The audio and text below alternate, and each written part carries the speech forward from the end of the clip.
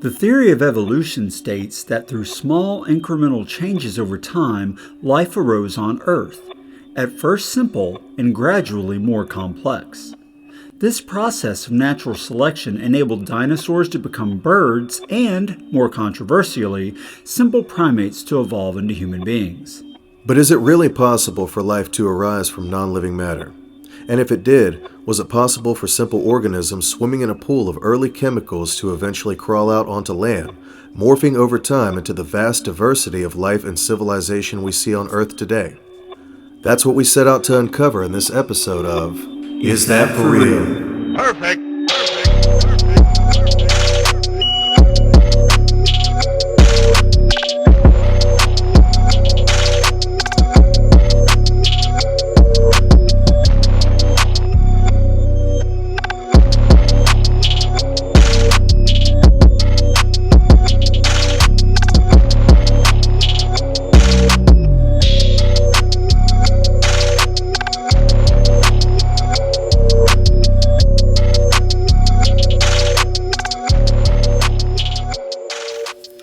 So, there's a little background for you.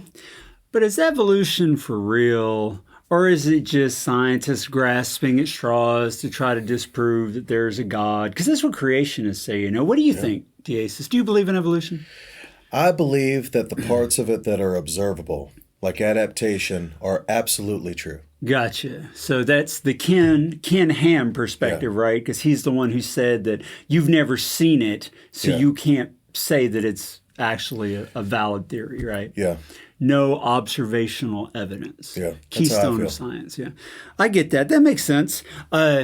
Now, when we talk about evolution on this particular episode, which first of all, we could talk about this for the next 100 episodes and not be done with the topic. So we're just going to hit the highlights because there's no way we could cover everything. It's a big subject. It is a big subject, but there are some very interesting, and I got to say to me, surprising facts that I ran into. Because, you know, being the skeptic, I'm not one to doubt science without good cause, so I just assumed that there was this overwhelming mountain of evidence for evolution. And when I went to the Smithsonian's website, which I'll talk, what you think. It's not quite what I thought it was going to be. So we'll discuss why that is as we go. But when we talk about evolution, we're primarily going to focus on the evolution of humanity from a lesser primate human to humans, but it applies to the evolution of pretty much any kind of life. And we'll touch briefly on the origin of life, even though that's a separate theory. It does kind of tie in, so we'll touch on it, but we won't go into a lot of detail on that. Yeah, I definitely want to give my thoughts on abiogenesis. Yes. It's an interesting, I guess you could say, hypothesis. Yes. Hypothesis. It is an interesting hypothesis. And it's one of those areas where there's so little to go on right now because it's pretty new in terms of the discussion and study of it. And it hasn't gone very far in the last 60 or 70 years either. It really hasn't. Not really. Whereas evolution, there's a whole lot more fossils now than there were when Darwin first proposed the idea of the species slowly changing and evolving over time. Though he didn't actually call it evolution. He had a different phrase for it. It became labeled as evolution later. And that's where it gets confusing because we're talking about the evolution of species, the slow, gradual changes introduced over time, natural selection, Darwin's theory. Right. People use the term evolve to talk about all kinds of things that have nothing to do with what we're discussing today. And that's part of the confusion, I think. But before we get into evolution and the details on it, first let's play a segment about what Americans think about evolution. What do they believe here in the good old US of A? Let's play that and then we'll talk about it. According to a Pew Research study, 65% of US adults believe that humans and other living things evolved over time. However, 24% of those respondents believe that evolution is being guided by a supreme being and not just natural forces. Men are a little more likely to believe in evolution than women, 68% versus 62%. And younger people are significantly more likely to believe in evolution than older people, with 73% of 18 to 29-year-olds believing in evolution compared to 67% of 30 to 49-year-olds, 62% of 50 to 64-year-olds, and 54% of those 65 or older. Education also has a significant impact on the belief in evolution, with 81% of respondents with a postgraduate degree believing, 75% of those with a graduate degree, 71% with a college degree, 67% with some college, and 56% of those with a high school education or less. So I gotta say, those stats don't surprise me at all. Yeah. I mean, that's kind of what we expected. Yeah, that's right on the mark of what I anticipated. It makes sense that people who are older would be less inclined to believe because they come from more religious backgrounds. It's true. People who are less educated would be less inclined to believe because we've made more scientific progress. Yes. Yeah. We live in the age now of the internet where we can share information and swap theories quickly instead of it take decades and be only available in prestigious institutions and stuff like that. Sure. So yeah. What I would like to know, but I couldn't find, was in the last episode, I showed the poll that showed that only 41% of American scientists actually self-identify as atheists. Right. But the rest do not identify as atheists. But I couldn't find how many scientists make up the 24% of respondents that believe evolution is guided by a supreme being. That's a good question because I meet a lot of people who believe that they believe both. They say, okay, God created things to evolve. Right. Who's to say he didn't? Yeah. So. Yeah, and I was reading a book by a philosopher, what's called an analytic philosopher, which I didn't even know that was a thing until I started reading the book. It's called Where the Problem Really Lies. And he talks about that, like that the odds are more in favor of creation if you talk about probability of life and how it arose. But we'll get into that in a little bit more detail as we go. First, we're going to talk about the evidence for evolution. And before we get into each point, I do want to say that when doing the research for this, I came across a few ways in which the theory of evolution is having to be re-examined. The biggest one, not proven wrong, mind you, but just it's changing quite a bit. And the first big reason why is called epigenetics. Up until this point, evolution is believed to happen very slowly over long periods of time, for the most part. But epigenetics is showing that the genetics of a lineage can be affected within 2 generations. Wow. Which is just ridiculously fast and not something that was believed prior to these studies that started to be done. That's incredible. One that was done in Sweden, and this was pretty interesting. They took some poor chickens. These poor chickens. I felt so bad for them when I read this. They put them in a chicken house where the lighting was just all messed up. It on purpose messed up their night and day cycles, just totally threw them off. And it really messed with the chickens' health and well-being. They were very confused because they didn't know when to eat, when to sleep, what to do. It really threw off their system. And then they put the chickens back into the regular lighting before their chicks hatched. Their chicks also exhibited the same traits of confusion and not knowing how to handle the environment, even though they were in a perfectly normal, fine environment. Which they're saying, the conclusion they're saying is it's not that it directly affected the genetics so much, but the material that surrounds the genes played a large part in which genes were expressed, so that the confusion was still there, even though the environment had gone back to normal environment. What do you think about that? Yeah, I think that's interesting. And I mean, I kind of think it's possible because I've read other scientific reports where they say animals can inherit fear and they can inherit other survival factors. Right. Yeah, from their environment. That kind of makes sense to me. Like, Even memories. just thinking about it, thinking through it. Or like reactions. We can inherit reactions, reactive behavior Right. from, past genes. Let's say that a group of animals has to migrate because of some sudden environmental change. I don't know, whatever, an earthquake, a volcano, whatever. And one group figures out how to survive despite that. If that information didn't get quickly passed to the next line, they would all die out. Well, if you think about it, I mean, there's got to be something going on there because birds know where to fly. True. Fish know where to swim a lot of the time. And the new generation has never been there before. And yet they somehow know. That's true, but in classic evolutionary theory, that information got passed slowly over a very long period of time. Epigenetics is saying that can happen like that, like within a generation or two. I'd say it happens every time they breed. Well, yeah, I get what you're saying, but Because they know where to go. They're like, well, time to fly 4,000 miles to Hawaii. classic evolution would say that those genes were built over a very long series of generations. And they did another study, also in Sweden. I don't know why I was in Sweden, but that's where this was coming Sweden. out of. This was from a Guardian article.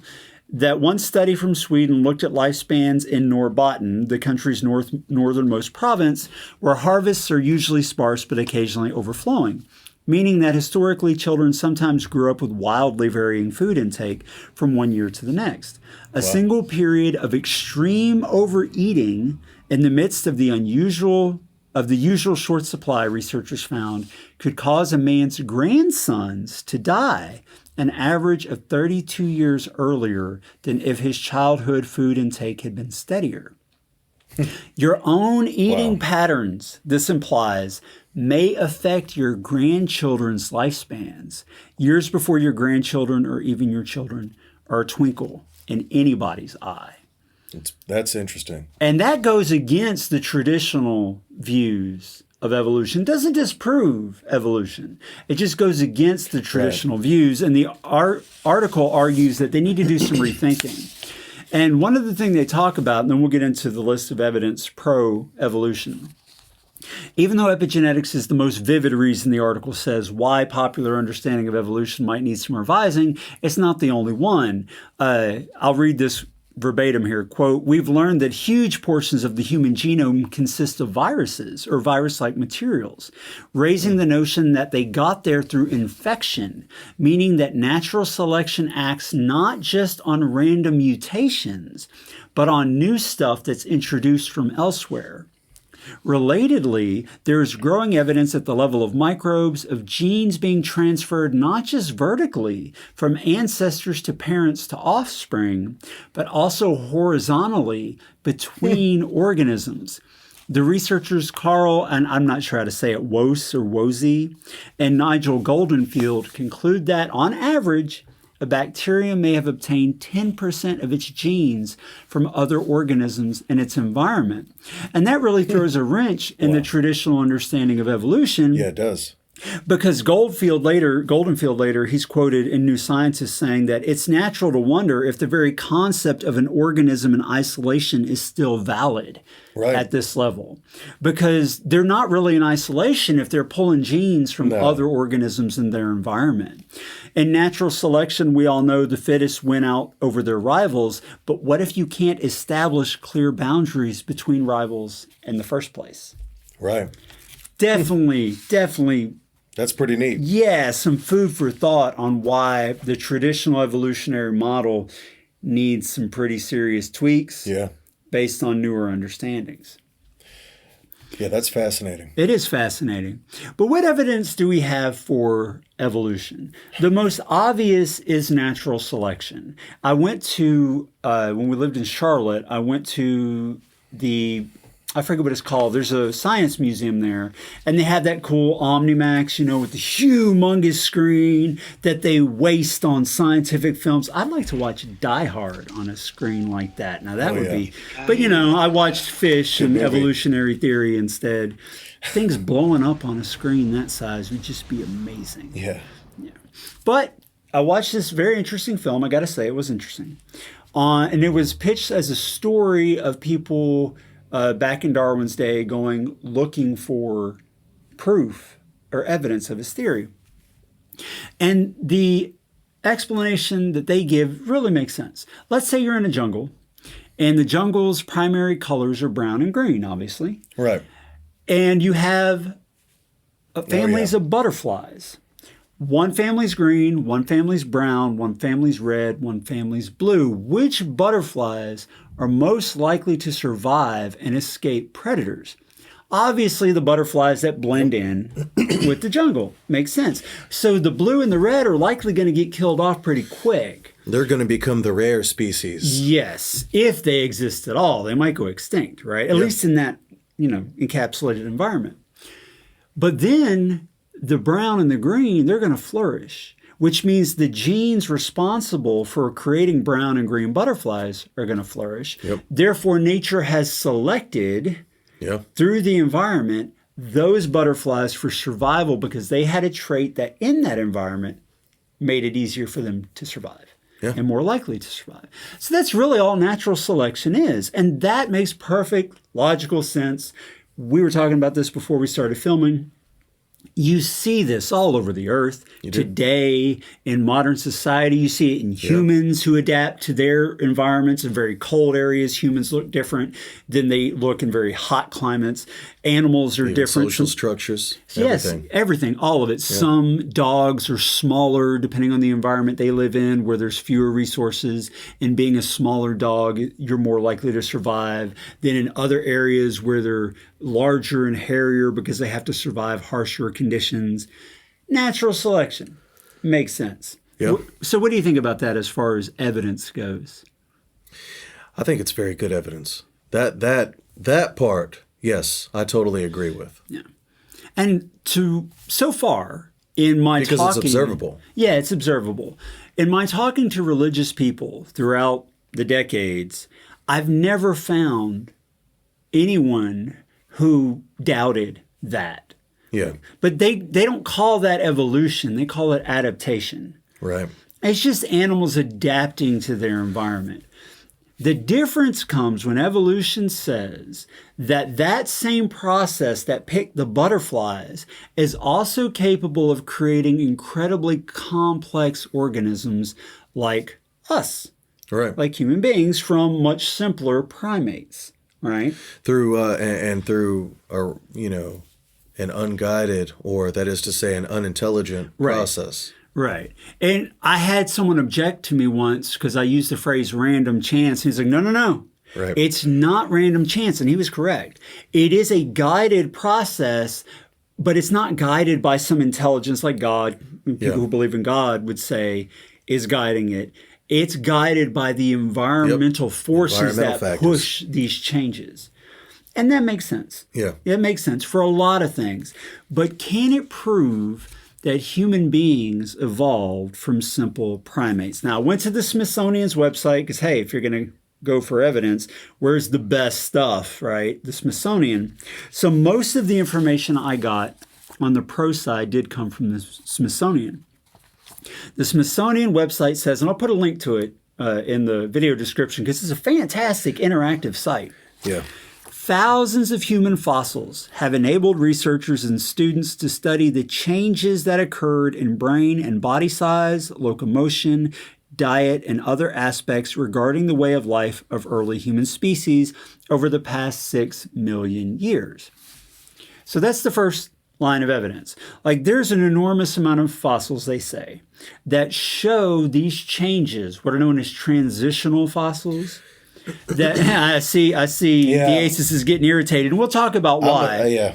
But let's hold that till we get to the other side, the evidence against. And they say that based on these things and millions of stone tools, figurines, paintings, footprints, and other traces of human behavior in the prehistoric record, that we can tell where and how early humans lived and when certain technological innovations were invented. Yeah. So that's what they say, that, okay, you're digging in the ground and in different layers of sediment, and this was interesting to me, if in that same layer of sediment you find not only fossils like not what they call early human fossils, even if somewhere else you find tools in the same layer, that helps to determine that the age is basically the same. And if they find these fossils that are similar in build in the same layer of sediment, but really far away, that's even better proof, because now you've got the same looking characteristics spread over a far distance. And so that's good evidence that there probably was a species that looked like this walking around or crawling around or whatever on the earth at the time. So that makes sense. And you creationists, hold on. We're going to get to your side. I know you're already punching the screen, but wait, we're going to get to all that. And now the part that was the most interesting to me, the Smithsonian had this great little film on the genetics of primates and how they compare to humans. Now, you gave the figure, how similar are humans and chimps? Yeah, if I'm not mistaken, their DNA is a 98% match. That's pretty darn close. It is. To what we are today. Yeah, it is. It is. Now, there's other creatures that have close to that with humans as far as DNA goes, but 98% DNA match with us and chimps. Right. And, granted, you can see the resemblance. Sure, yeah. I mean, we have similar skeletons, similar behavior, looks. I mean, you name it. Yeah, they had these great short little videos on the Smithsonian site where they show these different behaviors, characteristics, social structures, speech, language, all this stuff that shows that, we are far more advanced. There's no question. But you can see the echoes of what evolutionists say we used to be, or at least we used to be similar to. Right. And the fact that we have 98% shared genetic code with chimpanzees helps them see that that's the line we used to come from. And if I'm not mistaken, that's our closest living relative. Yeah, that's what the Smithsonian website said. They think, if I'm not mistaken, that we arose from some in-between ape species between us and them, but they are our closest living relatives today. Yes. Basically. That's what they say. And towards the end, we're going to go through a long list, it's not that long, of the various species, pre-human species, that the Smithsonian said are the general consensus of evolutionary scientists. Like, most everybody believes these are actual species, and there's arguments about other ones, but most people believe in these. And now this was interesting, that advances in the dating of fossils and artifacts help to determine the age of those remains, which contribute to the big picture of when different milestones in becoming humans evolved.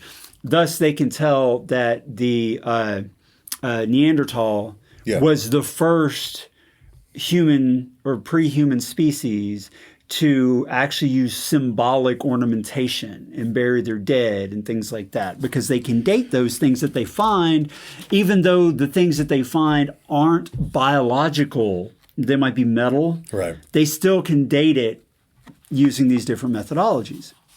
Yeah, Neanderthals is an interesting subject too. It is, and we'll talk more about that because I know Diasiss has quite a bit to say of that on the anti side. I would say on this part, in this episode, I'm probably a little bit more the skeptic here on this one. Yeah, you're definitely more skeptical. I'm simply not convinced, respectfully not convinced of a lot of popular scientific opinions on all this. But I understand. We'll get to that. And you have plenty of time to vent that. Now, from skeletons to teeth, says Smithsonian, early human fossils have been found of more than 6,000 individuals. With the rapid pace of new discoveries every year, this impressive sample means that even though some early human species are only represented by one or a few fossils, others are represented by thousands of fossils. Now, I do want to make a quick point. Thousands of fossils does not mean thousands of individuals. Thousands of fossils may have come from 100 or 200 or 300 individuals. Okay. It's just that they have multiple pieces of the skeletons. And that was new to me because I always thought when they said thousands of fossils, they meant thousands of individuals, but it doesn't necessarily mean that. And I used to think that they meant like complete skeletons, but no, that's not what it means either. And we'll get into the details about that. Fragments, yeah. Now, this was interesting. On the DNA side, there was a quote that said, no matter how the calculation is done, the big point still holds. Humans, chimpanzees, and bonobos are more closely related to one another than either is to gorillas or any other primate. From the perspective of this powerful test of biological kinship, humans are not only related to the great apes, we are one. The DNA evidence leaves us with one of the greatest surprises in biology. The wall between human on the one hand and ape or animal on the other has been breached. The human evolutionary tree is embedded within the great apes. The DNA evidence shows an amazing confirmation of this daring prediction because that was actually predicted by Darwin, even though he didn't even know what DNA was at the time. The African great apes, including humans, have a closer kinship bond with one another than the African apes have with orangutans or other primates. So that's a pretty big deal. And let me boil that down for you. What it means is we're more closely related to a chimpanzee than a chimpanzee is to a gorilla, to an ape, to a big ape, right? That's my understanding of what they're saying. So like we're closer cousins to them than they are to other things that we tend to group them with just by sight alone. But like you said, there's also behavior proof. Behavior evidence. Primates are a group of species that is well known for being social, smart, and very adept at using their hands. They're also very vocal and communicative with other members of their social group, and they move around in a wide variety of ways, including sometimes on two legs. Because sometimes you see, like chimps will just stand up and start walking, like if they're trying to hold something or carry it, they'll just walk. They don't choose to do that all the time, but it shows that they're capable of getting up and walking on two legs when it's demanded. Right. So, interesting. It is. Got two more points. Stone tools, gathering of food, devices for carrying and storing, hearths and shelters, the making of clothing, and the recording of information. The evolution of all these things can be traced back through time to early humans. That's what they said. Oh, I missed this one. Footprints. The I think it's Laetoli footprint trails that show the shape of the feet along with the length and configuration of the toes that show these footprints were made by an early human, and the only known early human in that region at the time was a name I cannot pronounce, but we'll go through the list. In fact, fossils were found nearby to the footprints and in the same sediment layer, telling scientists that they were in the area at the same time that the footprints were left. So these are the reasons why evolutionists say we've got fossil records, we've got genetic matches, we've got behavior and socialization and tool usage and being bipedal and walking upright. We have all these things that tie humans to chimps and to these older pre-human primates. That's the word I'm looking for. Not animal, primate. And they say that this is not just for human evolution, but all life on Earth can be traced back to a common ancestor.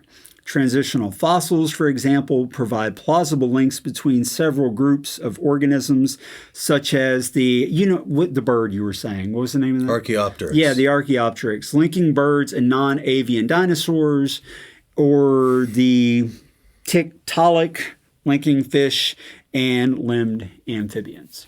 Right. So all this same kind of proof, genetic proof, fossil proof, transitions, the use of dating methodologies through time show links that come to where we are now. That's what they say. That's what they say. But I know you're not buying it. Some of it I'm not. Which parts do you buy? I mean, I know that you're cool with adaptation. Yeah, adaptation. I would say for me, it goes as far as adaptation. I think everything else is connecting a dots. Even if it's very good connecting a dots, it's still connecting a dots. Sorry, maybe I'm a little unpopular for saying that, but I am a skeptic of popular evolution, and for many reasons. And yeah, we're going to get into that. So yeah, let's go ahead and get into the evidence against. And the first thing I'm going to say about the evidence against, look, I did not walk into this skeptical of evolution because, like I said, I don't generally have any inborn desire to doubt what science is doing. I'm like, well, why would they lie about them? Why would they care? Why they're just following the evidence, right? You're definitely more neutral than me about that stuff. I'll say that. And I get it, and I do understand, like from the creationist. I know they have an agenda. Graham Hancock would agree. I know from the creationist perspective, the evolutionist is trying to prove that no God is necessary. Right. So I do understand why a creationist is out to disprove the evolutionist. But then I look at the creationist argument. Well, they have their agenda too. That's true. So they don't want God to be disproven. They're in it to prove why God is necessary. Yeah. So I can see from that perspective why some people rail against anything that science says is a fact. Everything from the moon landing to the shape of the planet to evolution. We did not go to the moon. We'll talk about that on a different smoking cigarettes, sitting right there in the picture. But I will say this about evolution. I still remember as a teenager, we took a field trip to the Houston Museum of Natural Science, which is a very cool museum, and I loved it. Lots of dinosaur fossils and bones. They had almost a complete T-Rex. It was very cool. Oh, that's cool. Very awesome. Jurassic Park. Yeah, very much like that. Jurassic Park. And I remember walking through and looking at all these dinosaur bones and all this stuff thinking, wow, this is really great. And then I get to the evolution of man. And you know what was there? What? An artist's conception. Yeah. It was a drawing with, a little interactive display, and each little, you make a good point. Pre-human thing was lit up, and it would tell you about them and all that. But it didn't occur to me till later, why didn't they have fossils? I can look at a T-Rex right behind me. But they only died 265 billion years ago. And that's what I'm getting at. Like, if the T-Rex lived how many hundreds of millions of years ago, whatever. Like that. I think it's 165 million. Yeah, and I can come look at this sucker.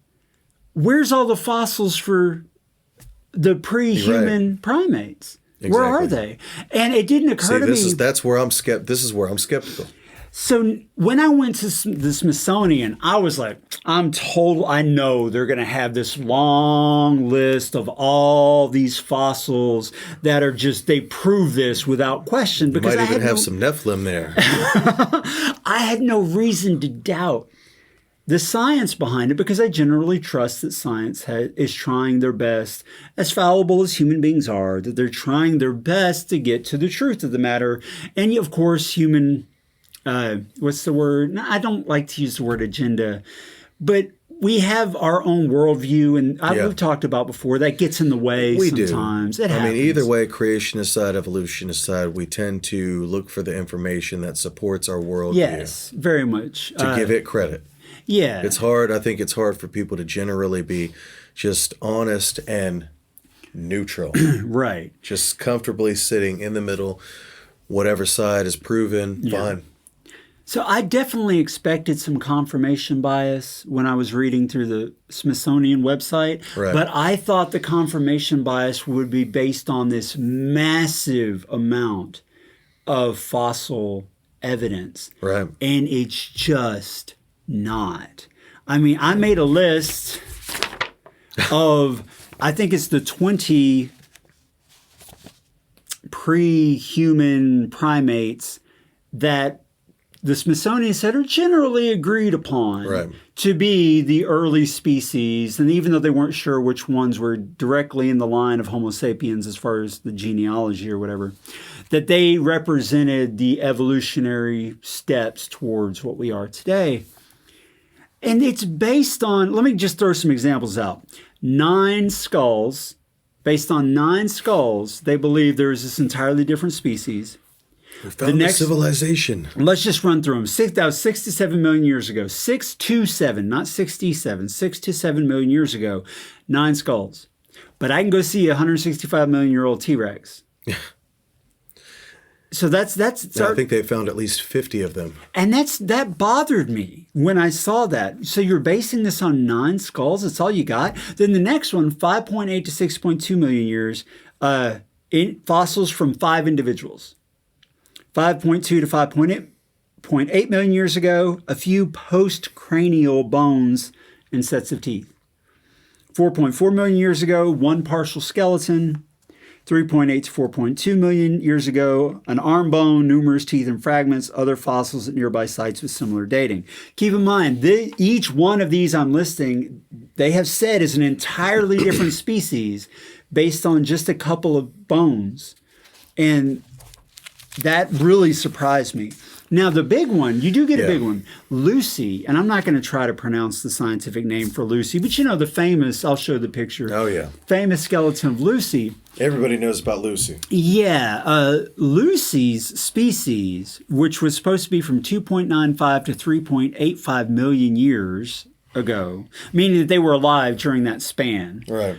They have remains of more than 300 individuals. See, now we're talking. Now I feel like, okay, you got 300 of them. That's a good number. That's better. That's a good number. That's a lot better. But even so, Lucy is like the most famous example because she's the most complete. But if you look at the picture, how much of Lucy do they really have? That's the thing, and I just want to talk about that for a second. Go ahead. Because Lucy is one of the best examples of the ape to man theory, supposedly. Am I right? Yeah, that's one of Lucy 2 that they say the this is really, examples. definitely one of the better examples.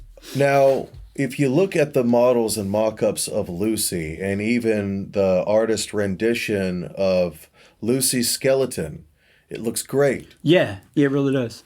But when you look at the actual bone fragments, which is something that a lot of people don't want to talk about for some reason, for whatever reason, not being a conspiracy theorist here, but when you look at the actual bone fragments of Lucy, it's hardly anything, and in my opinion, it's so ambiguous that you could craft it, mold it, or draw it, or sketch it into almost anything that you want it to be.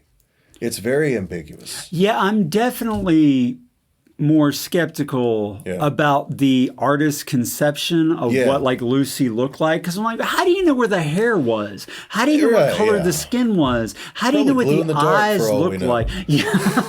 Maybe it had laser.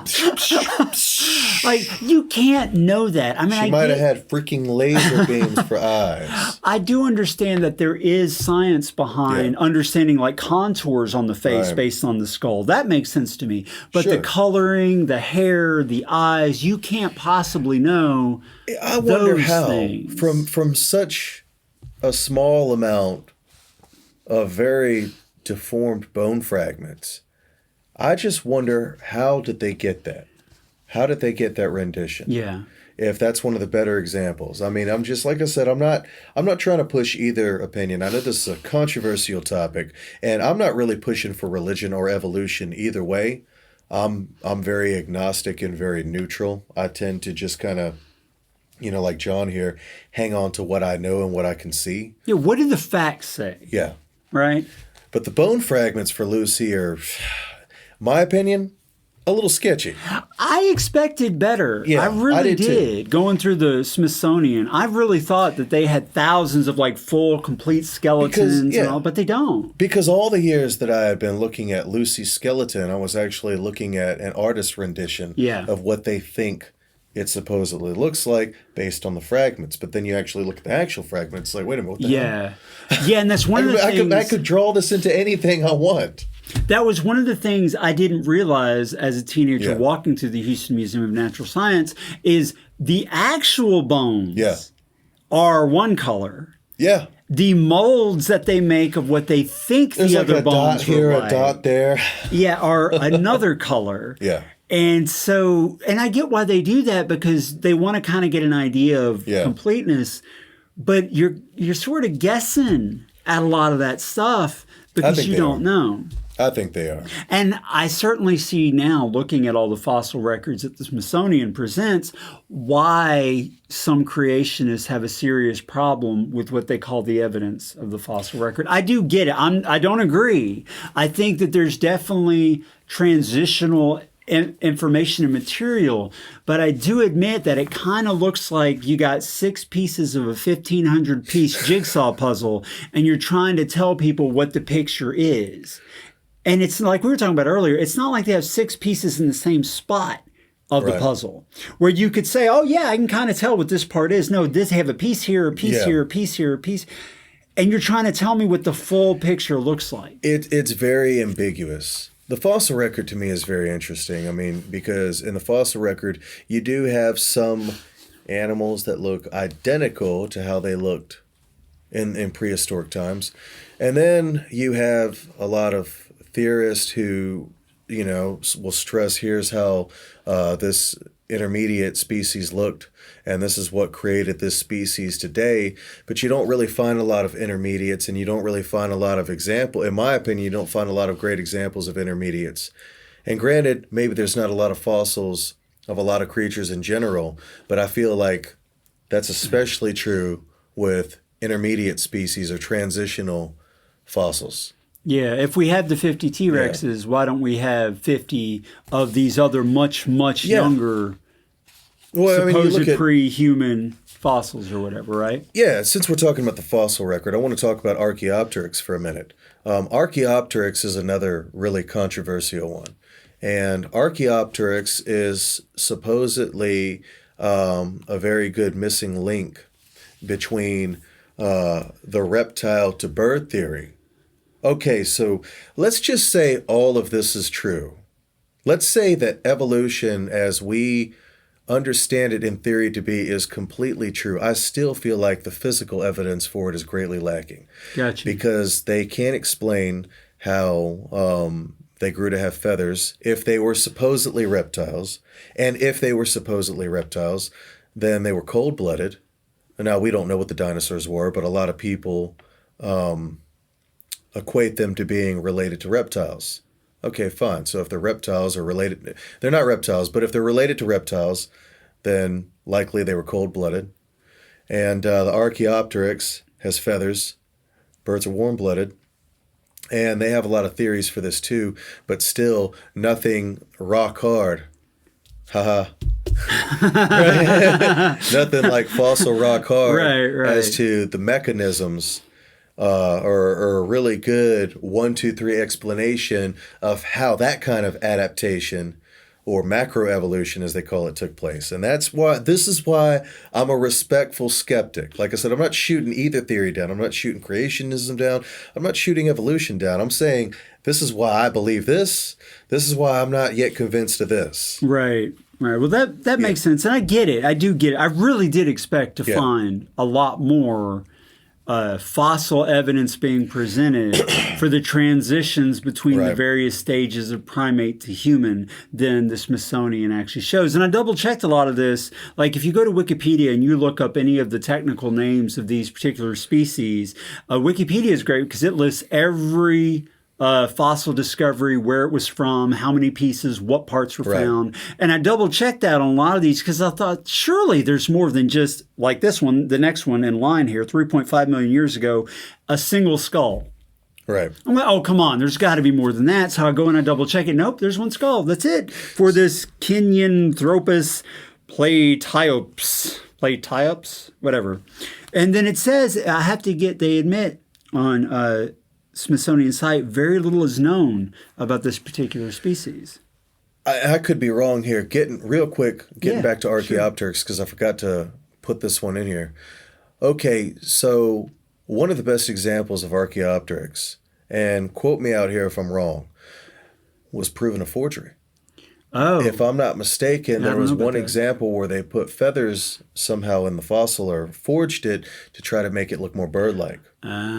So that's another thing, and I say that just to say this.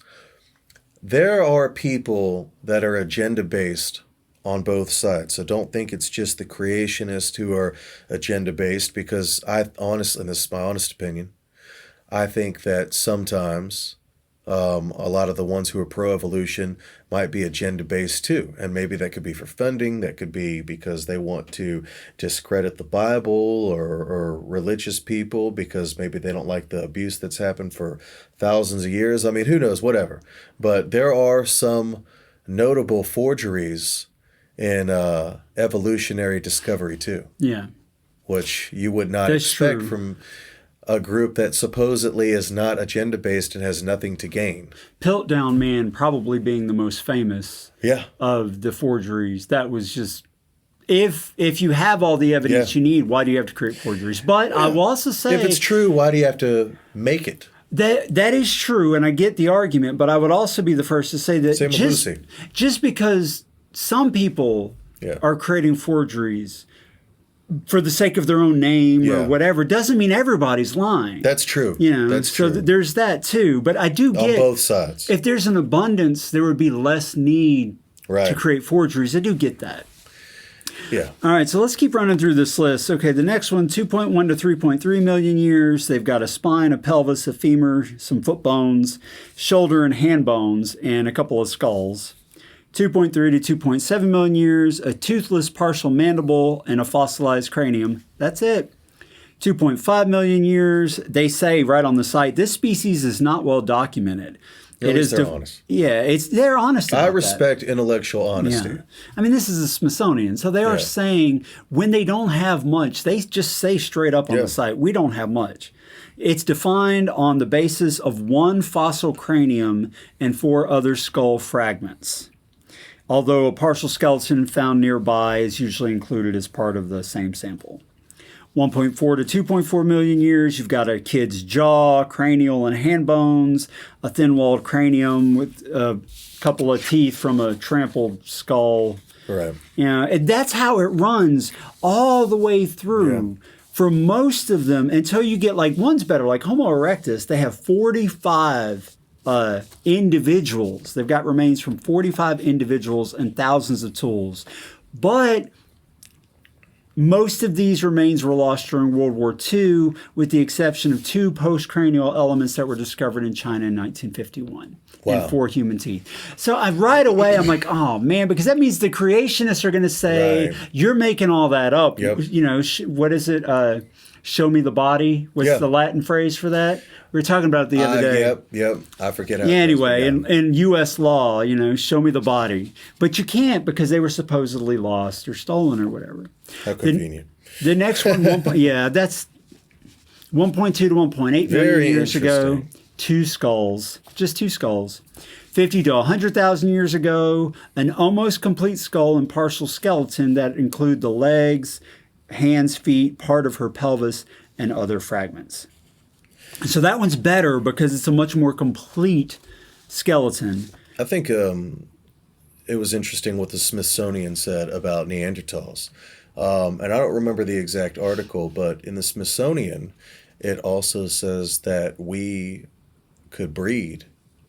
Oh, yeah, With- you mentioned that. Yeah, humans and Neanderthals were able to breed with each other. So that means that they were genetically similar enough, which if you take an ape, a chimpanzee, 98% match with humans, that means that we're that much closer to Neanderthals. So that's another thing that I have a problem with a lot of evolutionists or people who study or believe in evolution or convinced of it, whatever you want to call it, that say that we're different from Neanderthals. Because if we were different, we wouldn't really be able to breed with them. That means we're fundamentally, now superficially different, but fundamentally the same with Neanderthals. If we were able That's to breed, interesting. if we were able to breed with them, according to the Smithsonian. So yeah, I mean, I really got into this subject. I'll tell you. Well, just like you said before that, like you said off camera before we started filming, a human can't breed with a chimp, even though we're Not even 98% close. genetically the same. So how close would we have had to be with the Neanderthal to be able to breed? And this is according to the Smithsonian. This is not me making stuff up. This is an article about Neanderthals on the Smithsonian website. And it did mention in that article, I don't remember exactly where, that we were able to breed with them and we could, yeah.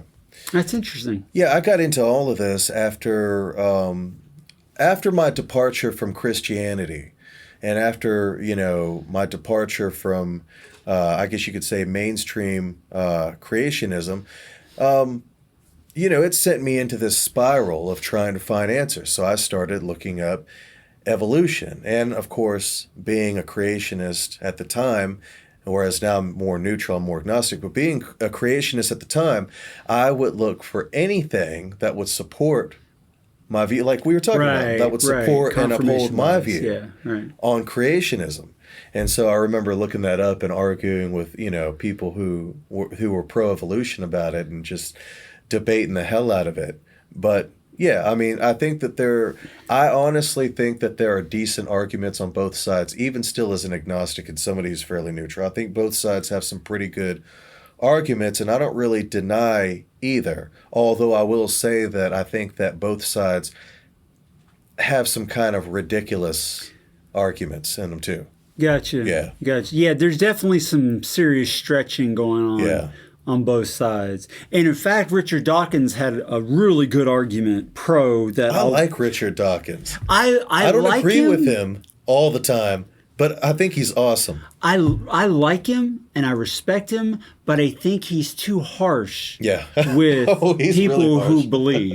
But you know, if you watch the other episodes, that I don't like to bash people's beliefs. I don't like to them do without that. even trying to. Bad. If you watch the God Delusion. Guys, you got to watch the God Delusion. It's funny. Like I said, I don't agree with everything that Richard Dawkins puts out, but he's just funny as hell. He's like, I couldn't understand why they believed in such religious nonsense. I attempted to go down here today and tried to observe why they believe these things. Right. And he'll have like a microphone where he's standing out in front of him. He's like, I'm standing here now, and it appears they are convinced of some sort of deity out here. For me, it's so funny. If you think someone's belief system is harmful, you're under obligation to point out why you think it's harmful. But if you resort to insults and calling people ignorant or stupid or whatever, which he has done on occasion. He has his moments. He does. He's done that. He'll get mad and kind of shoot one at you. Yeah, and when he does that is when he loses my respect. Not the arguments he's making, but when he does that. Now, even he said some things that I kind of dispute, because he had a 1985, if I'm not mistaken, a 1985 documentary, and I'm going to probably butcher the hell out of this. But in essence, he said, we don't know exactly, something about the primordial soup, and I'm sure a lot of you out there going, oh, I know what he's talking about. But then he says, but nevertheless, it must have happened this way. Now, to me, that's the same as being religious. That's religion. You're making an assertion about something that may sound like a good theory, but you can't in any way verify it. Yeah. It goes back to the whole primordial soup, and even that experiment that they did in 1951, which was it 51? Yeah, 51. I believe 51 they zapped it. Yeah. And it still hasn't really had much progress, but in his 1985, God, what was it? I don't think it was the God Delusion. I don't remember exactly what it was, but he to vaguely quote him, he said, we don't know what happened with the primordial soup or how we came to be, but nevertheless, we know this must have happened. And it's like, well, let's not get ahead of ourselves. We don't actually know that. Yeah, we don't know anything. Maybe it looks legit, but we don't actually know it. Yeah. Anyways, No, that makes sense. And there's one thing he says that I gotta agree with, and we'll get to that in just a second. The next one, 200,000 to 700,000 years ago, they only have 3 skulls for this particular species. 40,000 to 400,000 years ago, that's Neanderthals, and they got a lot of those. Right. 377 individuals they have remains from. That's good. Yeah. That's a lot. That's like Lucy. So they got a lot of evidence for that one. And then they basically look like big ass humans. Yeah, really. Yeah, like big nose, broad faces. Yeah, tough humans that you didn't want to mess with. Yeah, they definitely didn't look like you want to mess with them. And the last one that was listed before Homo sapiens is 236,000 to 335,000 years ago in South Africa. 1,800 specimens from 18 individuals. So that's better. Okay. I mean, it's not hundreds, but it beats Not bad, one not bad, skull. Yeah, no. One fragment. Yeah, so That's it. It's the Vulcans. We knew it. and like I watched this little short video that was also on Smithsonian. Like I said, I spent a lot of time on the Smithsonian. I felt like they were very credible. Yeah. So I would go with what they said. It's a lot of interesting information. Yeah, a lot of interesting stuff. And they interviewed this one guy, and he was talking about how the wrist bone was important because you could tell based on the way the wrist bone was formulated whether or not they were related to humans or to chimps or to other things. And he said, and his argument, and to argue for what they're saying here, that we don't have a lot, but it's still important that we have a little, because that one change, that one thing you never see in humans as they are today. Right. And it's different from the other pre-human skeletons and fossils. And so that shows a progressive transition. Like they talk about the ankle and the way the bone forms and the deposits of the bone. You can tell whether or not they were standing upright or not. I understand the... I think they were human. Yeah, the science that they were applying to it. I get it. But my question is, how do you know that that wasn't just a deformed human or a deformed chimp or something? If you only have one... I think that Neanderthals were fundamentally human. And, you know, a lot of people will dispute that. They say, oh, well, look how big and strong or how different they looked. But, you know, it's like we were talking about. There are patches of genetically isolated breeds of people now that look vastly different from the mainstream breed of humans even today. Some are really big or some are even tiny. Yeah, like pygmies and stuff. Yeah, right. Really like, small. you know, just different, you know, vastly different shaped people. Who's to say, and this is just my personal, you know, opinion, who's to say that Neanderthals weren't just some of these isolated groups of very large and strong people? Yeah. I mean, 337, that is a lot. But, okay, where does it say that they came from? I got it written down here. I honestly forgot. Europe, Say the Caucasus? They are found over a large stretch of area, Europe and southwestern to Central Asia. So that's not a small Yeah, I was thinking space. Eastern Europe, right?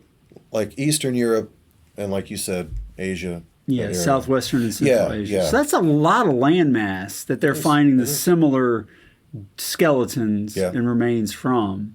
But I do get what you're saying. Like we were jokingly talking about this. Let's say that you had an ugly dude in the tribe and nobody wanted to hook up with the ugly dude. And so he had to settle for the ugly chick and they made ugly babies. And so they had to go off on their own because everybody's like, you guys too ugly. You got to get out of here. And so they left to not be looked down on by all the good looking, you know, whatevers. And eventually you got a whole tribe of people that have those same characteristics that other people would claim is not of us. But it's not that they're not of you. They're just, they've been isolated for so long and they inbreed.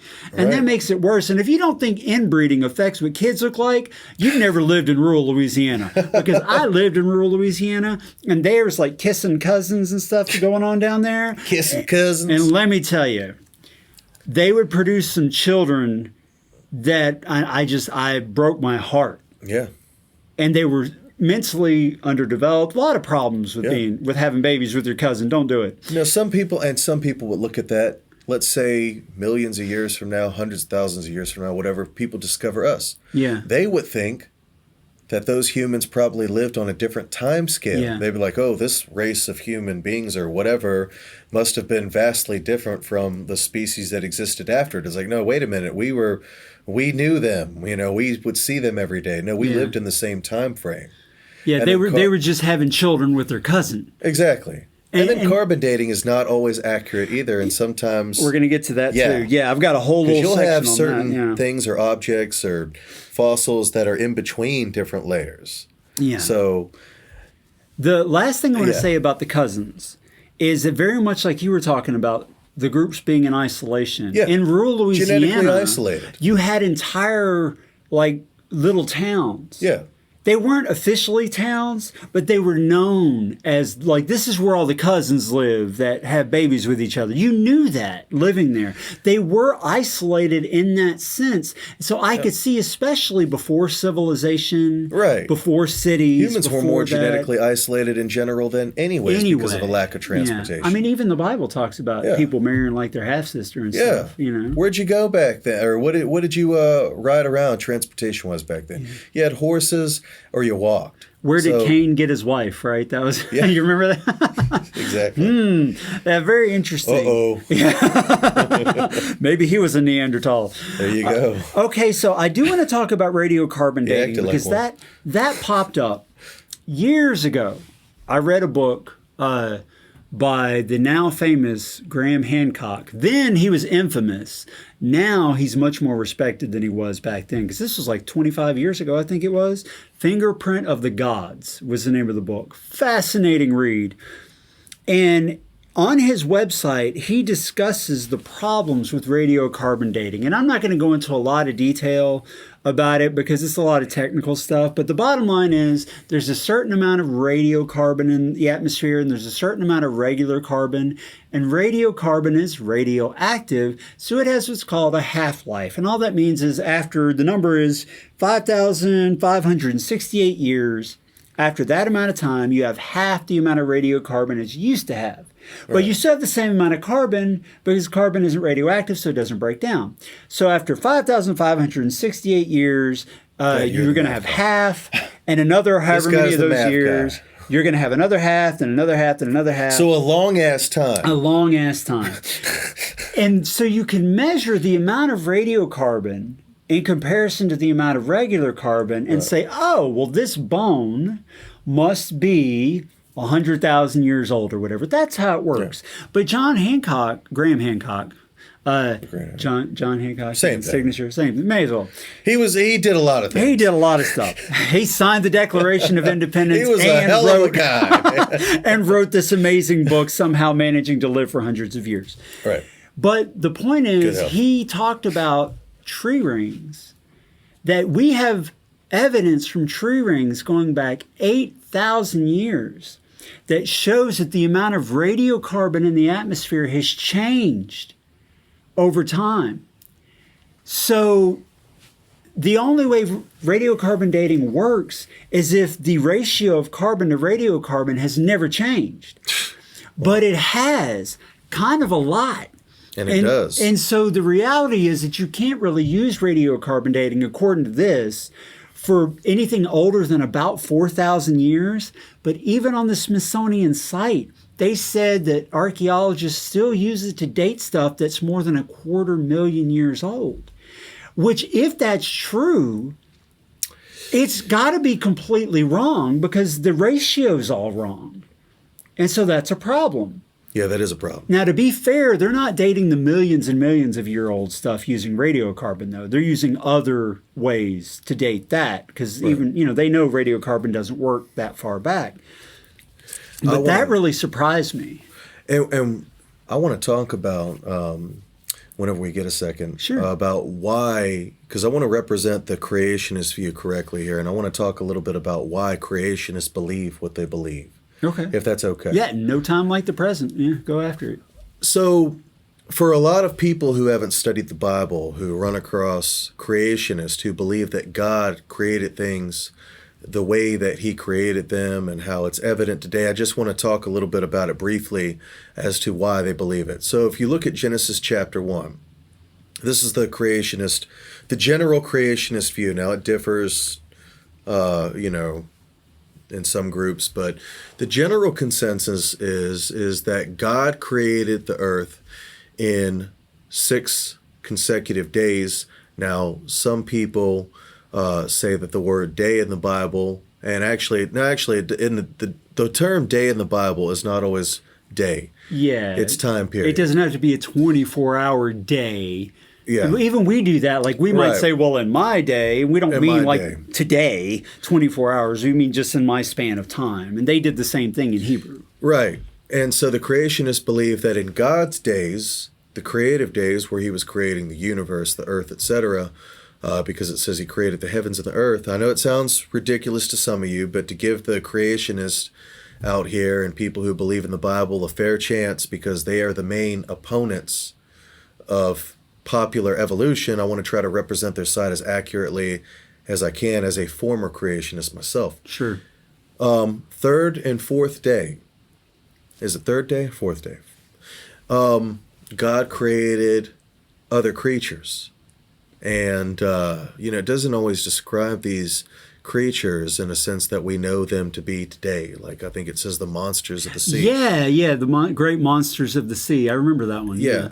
And so creationists believe this to mean, since apparently, and according to the Bible, man was the last creature made, and he was made out of the ground. He was made out of the dust, which, to be fair to them, we are made of dirt. All the elements to make a person are found in the dirt, as far as I know. So theoretically, somebody brilliant enough with the know-how could turn dirt into us, I think. I haven't read up on it in a while. But on the fourth and fifth days, there were creatures that came and existed and possibly even went before man was created. And so when people, especially creationists, see fossil evidence of creatures that existed before us, they believe that that was, in a sense, God creating things through a certain order of creative days and creative process. I got you. So anyways, that's kind of a crash course of the creationist view and why they believe, that there's an explanation for a lot of this stuff. Right. Because and then it talks about water and plants, or the sea creatures and the plants were the first. Well, if I'm not mistaken, that's supported by evolution. I mean, the first creatures came out of the sea. Right. Okay. Creation. Yeah. The Bible says it to be fair, and I'm not a believer of the Bible anymore by any means, but to be fair, that is in the Bible. So, gotcha. That's a quick, Look up Genesis 1, chapter 1, for anybody who might want to learn more about why, and I'm not saying agree with it, but just learn as to why the creationists feel the way they do about evolution. Because that's kind of a hot topic right now, a hot button for a lot of people. Yeah, I'm definitely way more... Especially here in America. I'm way more on the evolution side than I am on what I refer to as Shazam creationism. Shazam! And everything just came to be. I'm on the I have no flipping news. I don't know. Maybe he did. Maybe he did both at the same time. The reason I don't believe in Shazam creationism is because I do think that there's not as much as there should be, I think, for evolutionists to make the claims they make about the human line. Right. But I do think that there's enough transitional fossil evidence, at least in a few of the species, to show that there are some pretty substantial changes that happened over time. Yeah. But there's also some serious issues, and here's a big one. Where is it? I got it written down here. Punctuated equilibrium. That is a fancy term for shit happened quicker than evolutionists thought it should. That's really what it is. Like, when suddenly there's an explosion of change, rather than what Darwin... That's definitely something creationists like to talk about. They do. Cambrian explosion. That's the big one. That's and it the is biggest interesting. one. That's the smoking gun, because even now... Yeah. What I read, I couldn't find anyone who had any kind of definitive statement on what caused the Cambrian explosion. And that was just a time when, boom, all this life just burst onto the scene in the fossil record, and nobody knows why it happened. No. And they try to write that off. We suddenly just leaped. Just suddenly. Now, a lot of evolutionists say, well, it wasn't that sudden, but in my opinion, it kind of was, because you want from, at best, finding a few layers of simple bacteria to boom, you got 8-foot scorpions, sea scorpions and shit. I mean, what the hell? Now that is important. Crazy looking stuff, man. The life that was found in the Cambrian explosion is complex. You think you got a bug problem now? Yeah. Be glad you didn't live in the Cambrian era. You have to call the Ghostbusters. Yes, seriously, man. Shit. You better have a proton pack. Fight some of those suckers. Damn sea scorpions. Yeah. So yeah, That is a question mark that's still there, and there's still not an explanation for. And though they're fascinating, there have some of the been Cambrian theories. creatures are amazing. They are pretty cool. Yeah, it'd be cool to see that stuff in real life. Great for monster movie flicks. They literally not look like good. Yeah, for yeah. I mean, they literally look like aliens. Yeah. It doesn't even look like something that ever would have lived on this earth. And then you see it's like, what? That shit's not in a sci-fi comic book? You mean those lived? You mean they lived right here? Darwin said, his theory said that it should be slow, gradual change. And when you have this punctuated equilibrium, like especially the Cambrian explosion, it speaks against that. Now, to be fair, evolutionists have said, one, like you said, it wasn't that fast. It's not like they all appeared overnight. Yeah. And we're still talking about a long period of time in comparison to just, a couple of years or whatever. Right. Just a lot faster than the rest of the fossil record shows. And also, the punctuated equilibrium theory shows or says that, of course, things stay pretty static until a major change that allows for great advancement to happen finally makes its way into the evolutionary chain, and then kaboom, it has a big impact. Yeah. And you kind of see that, I mean, you can mirror that just in modern society. Like as soon as the microwave was invented, right? Yeah. Prior to that, everybody was cooking on a stove for how long? Buy wood stoves. And then, man, when the first guy made the microwave, boom, everybody's got a microwave in their house. And you say, well, it's the same kind of a thing with evolution because it might be. As soon as that thing, that functionality gets evolved that makes all this stuff possible, well, of course it's going to spread like gangbusters. Yeah. And again, we're not talking over a couple of weeks' time. I mean, we're still millions and millions of years, just shorter than the average time span that it would take. Yeah, and another reason they call it the explosion is because, like I said earlier, you went from relatively incredibly simplistic bacteria to the next layer, all these amazing looking creatures. So, I mean, in that sense, it kind of was an explosion. And that is fascinating because I always wondered, myself too, ever since I started reading about the Cambrian explosion, when I started desperately trying to save my faith in the Bible and Christianity, the Cambrian explosion, it's like, wow. Yeah. I didn't even know anything about it until I started reading about it. Well, this is back in 2015. Yeah. Yeah. It's just, it's interesting. It is. I wish we had more answers. I really do. And to be fair to the intellectual honesty of the evolutionary sciences, they do admit it's a puzzle. It's not like they just, it's nothing, it's not a big deal. No, they admit it's a puzzle, and it's a puzzle to be solved, but they also have come up with the theory of punctuated equilibrium to show that it's not beyond the realm of what's possible through the normal evolutionary process for this to be. So we've got that. Now, the next line against is Michael Behe's irreducible complexity. Ooh, that's a hot topic, man. Yes. I know the evolutionists out there they're like... The intelligent design guys love Michael Behe. Now, he's a biochemical researcher and a professor at Lehigh University in Pennsylvania. And he wrote this book a few years back. It is interesting. Called Darwin's Black Box. Yeah. And let me just read his description here. This is what he said. He's talking about a mousetrap is the illustration he uses. Right. It's a good one. He says, look, a mousetrap contains 5 interdependent parts which allow it to catch mice. The wooden platform, the spring, the hammer, that's the bar that crushes the mouse, the holding bar, and a catch. Each of these components is absolutely essential for the function of the mousetrap. For instance, if you remove the catch, you cannot set the trap, and it will never catch mice, no matter how long they may dance over the contraption. Remove the spring, and the hammer will flop uselessly back and forth, certainly not much of a threat to little rodents. Of course, removal of the holding bar will ensure that the trap never catches anything, because there will again be no way to arm the system. His point being that if you remove any one piece, the whole system becomes completely worthless and functionless. And he says that applies specifically in his book to the cell. Unless the cell does everything. The flagellum. Yeah, if it could do everything, that can be done right now, at once. take any part away and life doesn't exist. Right, and this is in reference to the flagellum.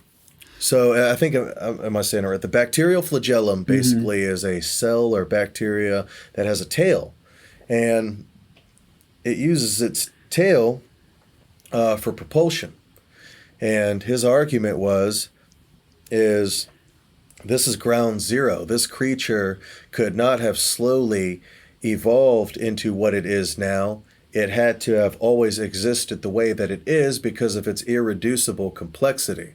It couldn't, in other words, it couldn't have been. Now, the evolutionist will argue, oh, well, that just means it wasn't a flagellum. Maybe it worked this way or maybe it worked differently. But his argument is that it was irreducibly complex and that it couldn't have functioned or been able to survive if it was any simpler than it already was. Yeah. So it's an interesting That's argument. the argument. And now, since Behe came out with that book and did that, which, It is interesting, though. The little thing propels itself around. And he also applies that same thing to the complicated biological structures in a cell, not just that kind of basic life, but in cells in general, that they exhibit the same kind of irreducible complexity. They're all or nothing. Now, since he came out with that theory, which intelligent design folks latched onto, evolutionists have come up with two theories. Exaptation, which is the adaptation of organs for entirely new functions, and the use of what they call scaffolding, which are initially necessary features of a system that later degenerate when they're no longer required. And they say, well, these theories explain why what Behe's saying doesn't have to be the last word on it. I couldn't remember the exact term, but that was basically their argument. Yeah. Because this was a big thing, in the 90s? Yes, yeah. So the 90s? Mid to late 90s, I remember it was a big rage. Yeah. They're really going back and forth about that. Now, what's interesting to me about this is where it kind of starts to sound like it's getting tit for tat. And this is what I don't like about each camp evolutionists and creationists fighting with each other. I'm like, okay, so Michael B. he comes up with his own theory on why it has to be intelligent design. Right. And evolutionists come up with their theory why it has to be the other way. But nobody actually ever seems to provide any solid, tangible proof that it's their way. So aren't you just griping at each other about opinion at this point? Honestly, I think so. I mean, that's what it feels like. That a lot, I'm not a scientist and I'm not a creationist, but that's what it feels like to me coming from an outside third-party perspective. But I do agree with Richard Dawkins, and I meant to bring this up earlier about this, because we watched this little video clip from one of his shows, and it's true. He talks about the eye. Oh, the eye, because creationists latch, the eye is such an amazing thing. What good is half an eye? What good is being able to half see? And how could it have come into existence? How could it have come into existence? And Dawkins interviews a psychologist who holds a pencil in front of Dawkins and says, okay, cover one of your eyes. And then he puts the pencil in a spot. There's a 15-degree blind spot where Dawkins can't even see the pencil, and nobody can because you got that blind spot. And the psychologist says that's proof of evolution because your eye could be a lot better than it is. Yeah. Your eyes aren't perfect. The body is riddled with things that it's like patchwork stuff put together, what Dawkins refers to as evolutionary compromises. Yeah. Because he says, look, evolution just keeps moving forward, working with what it has. It's not, my words, it's not a God that can just Shazam create this amazing thing. Now, the creationists, you already know what they'd probably say. The creationists would argue, well, that's because God condemned mankind in the Garden of Eden to imperfection. But it also applies to creatures. Animals. That's what I was going to say. But that still does not cover animals. Yeah. And why, their eyes are the way that they are, why they die, why they this, that, and the other. It only covers the explanation or semi-covers the explanation of why humans are the way that they are in their supposed imperfect state. The fall of man does not work when it comes to the animal or plant life that suffer from the same kinds of things. It could be better than it is. Now, they say God cursed the ground, but does that mean that he made all animal kind imperfect? Why do they die too? Why don't they live forever, et cetera, et cetera? There's a lot of unanswered questions. And like I said, I'm not shooting down either side as much as I'm just a little skeptical of both perspectives. Yeah, I definitely see confirmation bias flying on both sides. I do too. Both sides at this I point. do too. I cannot overstate how disappointed I was with the fossil record for the evolution of humanity. I really thought, based on how rock solid the scientific community makes it sound like that evolution was from an early primate human to what we are now, I thought for sure there was like tens of thousands of individuals, species, fossils, proof. And there's just not for most of what they think are those links in the chain. There's just not. No.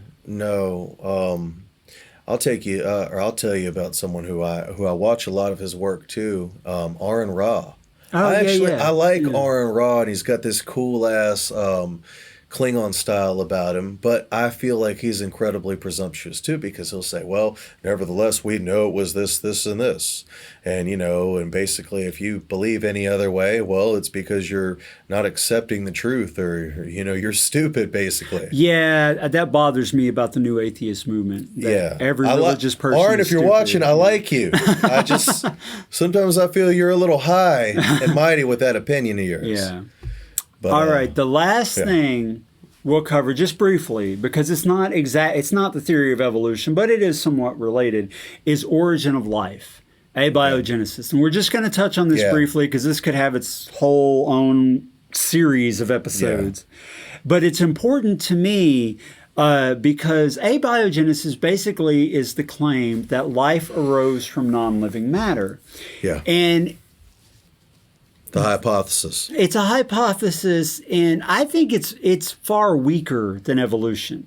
I do too. Even if evolution is, like you said, absolutely true. Yes, that's how it happened. That's how everything came from. We're still having a hard time explaining it. Yes, from microscopic organisms to human beings that are fantastic like ourselves. Even if that was a thing, how did you get from no life to life? And there's been almost zero progress since 1951 when they shocked the hell out of the supposed primordial soup or whatever, and they didn't get much out of it. Like, that's as far as it's gone. That's it. But nevertheless, it must have happened this way, right?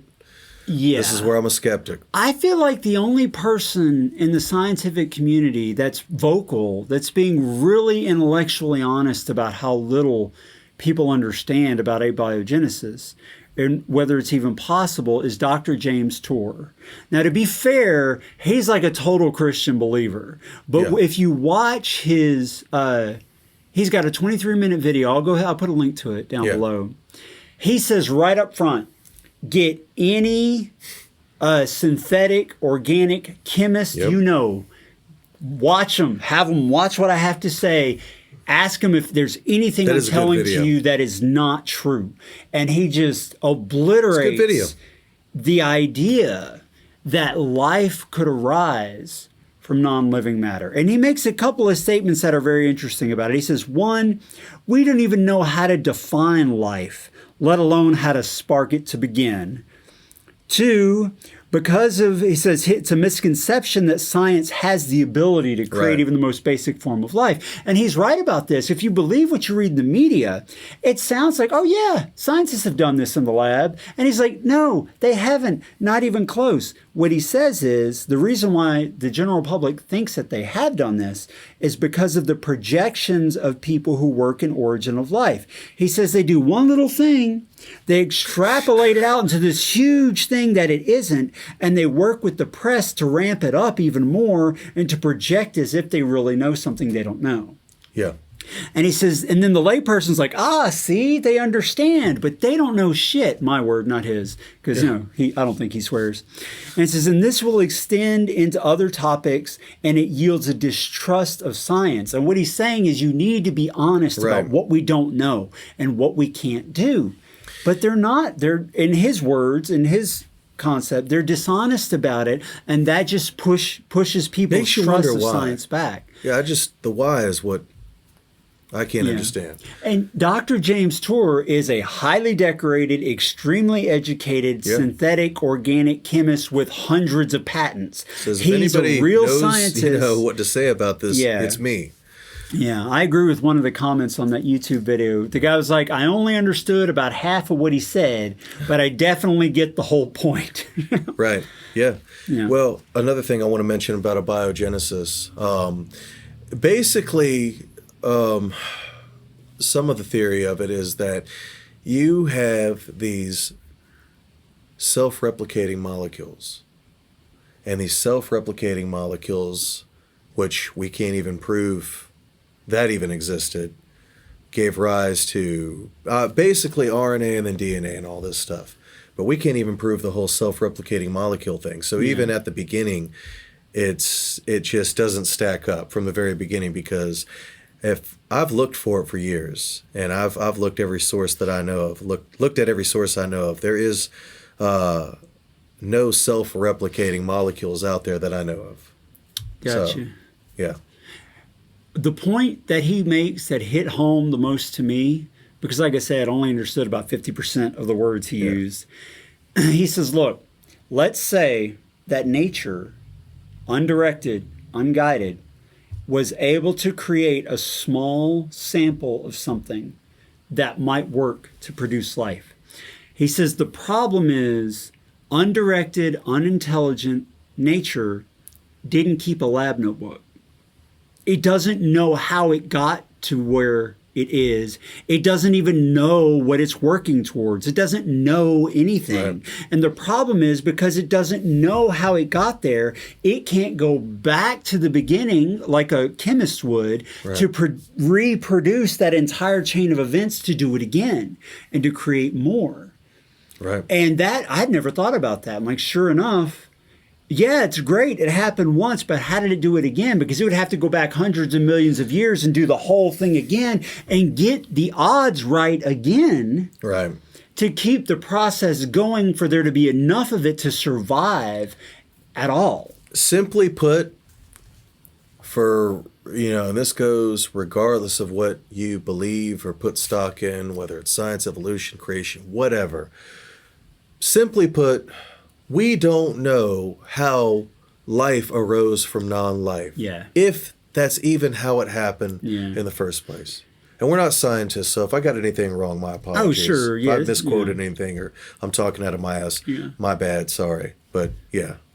I was reading a book, listening to an audiobook by like I mentioned earlier, analytic philosopher. His name was Alvin Plantinga. I like that term, man. And the name of the, I know it's an awesome. What a title to have. Like, I'm an analytic philosopher. Shoots it down while he is hypothesizing it. In the name of the book, Where the Conflict Really Lies, he basically says, given the extreme improbability against life arising from non-living matter through an undirected process, an undirected form of evolution, that logic, at the very least unintelligent. Yes, that logic and probability favor creation, not evolution. We said it. He said it. He said it. Oh, he said it. Whoa. We're on the against side. And I'm just wait. I'm trying to present everybody's arguments. For me, personally, it's the same damn thing every episode. We have a worldview problem here. Yeah. Everybody's looking at the same data. Everybody's looking at the same facts. Everybody's looking at the Cambrian explosion and coming to different conclusions based on their preconceived worldview. I don't think it's really at this point about the facts. I don't think the evidence completely favors anybody. But the truth is, we don't know a damn thing. That is the only truth we really have at this point. We say to each other all the time, agnosticism is the only rational position because we don't have enough to know. We just don't. No, that's my opinion completely too. But what do you think? We'd love to know. We know you have an opinion. Don't lie to us. We know you think something about this. So leave all of you. We're watching right now. And God is watching you if you're a believer. Or Darwin's watching you if you're not. Don't let Aron get you. Oh, yeah, sure. Leave a comment. Let us know what you think. If we miss anything, if we got anything wrong, please fact check us, because we are not scientists and we're not creationists. So we may have misrepresented somebody's position and we don't want to get it wrong. We're neither red nor blue. Yeah. We're neutral, damn it. Yeah, so definitely correct us if we messed up somewhere. Let us know what you think. Don't forget to like this video. Be sure to subscribe to our channel and hit the notification icon so you'll be notified when we release new videos. And if you have anything you want to tell us, any experiences of your own, anything controversial you think we should cover, be sure to email us. Check us out on Facebook too. Oh, that's right. Yeah, link to the Facebook group is always in the video description. So head over to the group. And as always, thanks for watching.